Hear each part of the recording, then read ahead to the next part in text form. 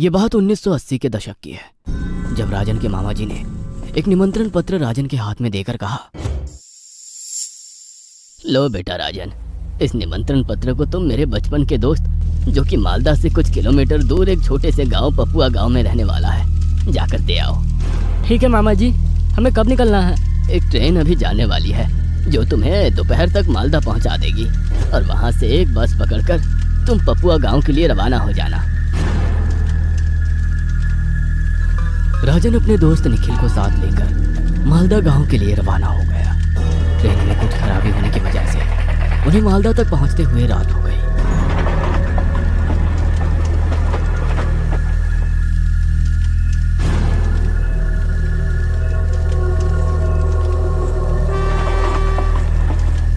उन्होंने देखा कि मालदा स्टेशन पर मौत जैसा सन्नाटा पसरा हुआ था। दिसंबर का महीना था, हाड़ कपा देने वाली शीतलहर चल रही थी। दोनों धीरे धीरे कदमों से स्टेशन से बाहर निकल आए, मगर उन दोनों को स्टेशन के बाहर आदमी तो बहुत दूर, कोई कुत्ता तक भौंकता नहीं दिखाई दे रहा था। निखिल राजन से बोला, तेरे मामा जी ने कहा था कि यहाँ से बस जाती है, मगर यहाँ तो हमें दूर दूर तक कोई इंसान ही नजर नहीं आ रहा। तेरे मामा जी ने हमें कहाँ फंसा दिया यार। मन तो मेरा भी नहीं था आने को, मगर मामा जी ने कहा था तो मैं भी उन्हें मना नहीं कर पाया। चलो थोड़ा आगे चलते हैं, कोई ना कोई अजनबी तो दिख ही जाएगा। वो कुछ कदम चले ही थे कि अचानक एक मोटरसाइकिल सवार व्यक्ति उन दोनों को नजर आया। उसने दोनों की ओर देखकर कहा, तुम दोनों इतनी रात में स्टेशन के बाहर क्या कर रहे हो? लगता है मुसाफिर हो। जी, आपने सही पहचाना। क्या आप बता सकते हैं कि पपुआ गांव के लिए बस कहाँ से मिलेगी? बस स्टैंड यहाँ से थोड़ी दूर है और इतनी रात को आपको यहाँ पर कोई रिक्शा नहीं मिलेगा। आइए, मैं आप दोनों को वहाँ तक छोड़ देता हूँ। राजन और निखिल उसकी बाइक पर बैठ गए।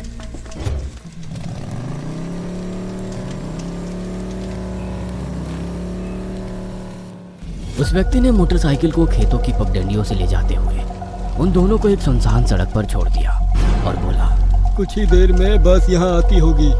कि तभी एक बिजली की रफ्तार से एक बस उन दोनों के सामने आकर खड़ी हो गई। कहाँ जाना है तुम दोनों को? राजन और निखिल के बोलने से पहले वो अजनबी बोला, इन दोनों को पपुआ गांव छोड़ देना।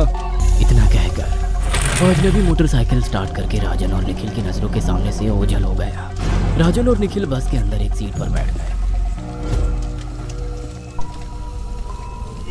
कुछ ही पलों में बस स्टार्ट होकर चलने लगी।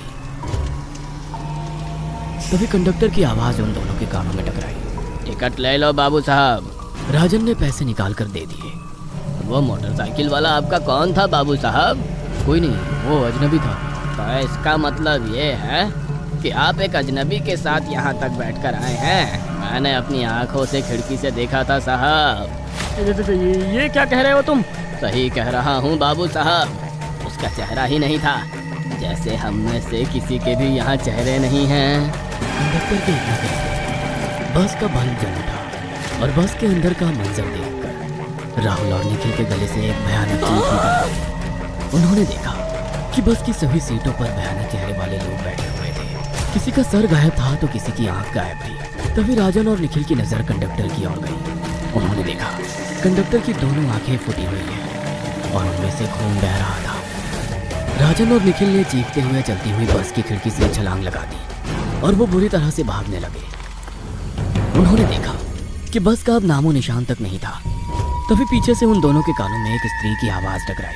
क्या हुआ बाबू साहब, आप इतने घबराए हुए से क्यों हैं और कहाँ भागे जा रहे हैं? उन दोनों ने पीछे की ओर मुड़कर देखा तो उनके सामने एक सुंदर स्त्री हाथ में मटकी पकड़ी हुई खड़ी थी।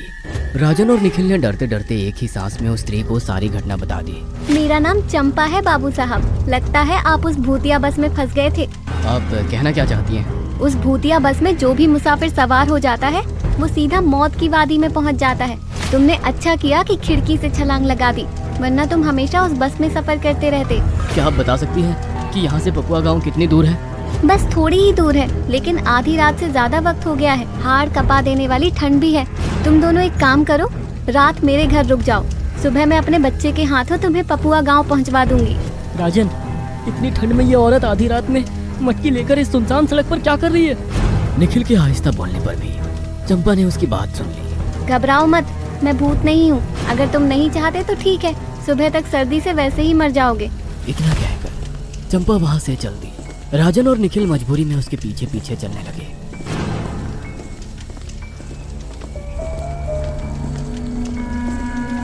कुछ ही देर में चंपा झोपड़ी के अंदर चली गई।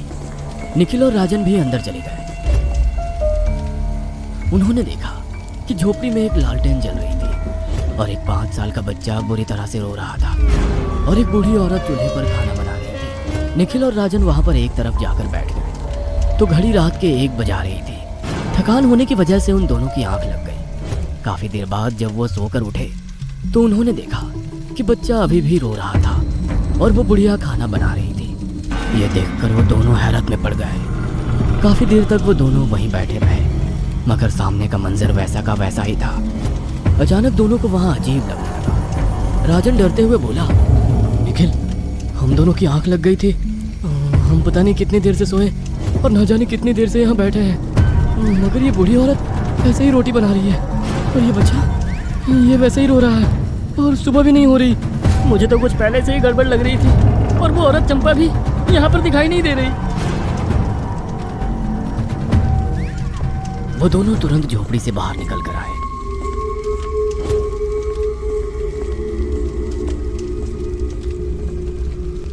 बाहर अभी भी अंधेरा और कोहरा छाया हुआ था। तभी उन दोनों के कानों में उस बूढ़ी औरत की आवाज टकराई। तुम दोनों कहाँ जा रहे हो? रोटी बनके तैयार हो गई है। हमें भूख नहीं है, हमें खाना नहीं खाना। अरे रोटी बनाने के बाद तुम दोनों को ही काट कर मीट बनाऊंगी ना। मेरा पोता भूखा है। अचानक आसमान में काली घटा छा गई और बुरी तरह से बिजली चमकी। जैसे ही बिजली की चमक उस बूढ़ी औरत के चेहरे पर पड़ी, राजन और निखिल के होश फाख्ता हो गए। उस बूढ़ी औरत का चेहरा बेहद भयानक था। राजन और निखिल वहां से तेजी से भागने ही वाले थे कि अचानक निखिल का हाथ किसी ने पकड़ लिया। निखिल ने देखा तो उसके सामने वही 5 साल का बच्चा उसका हाथ पकड़े हुए खड़ा था। उसका चेहरा बेहद भयानक था। राजन चीखता हुआ बोला, भाग यहाँ से निखिल। इस बच्चे की पकड़ बहुत मजबूत है। लगता है हम दोनों भूत प्रेत की दुनिया में फंस गए हैं।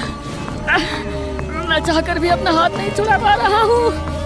तभी अचानक राजन की आंखों के सामने उस बुढ़िया ने देखते ही देखते निखिल की गर्दन उखाड़कर फेंक दी। निखिल की एक दर्दनाक चीख सन्नाटे में गूंज गई। राजन चीखता हुआ वहां से भागने लगा। राजन अब अपनी पूरी ताकत से भागने लगा।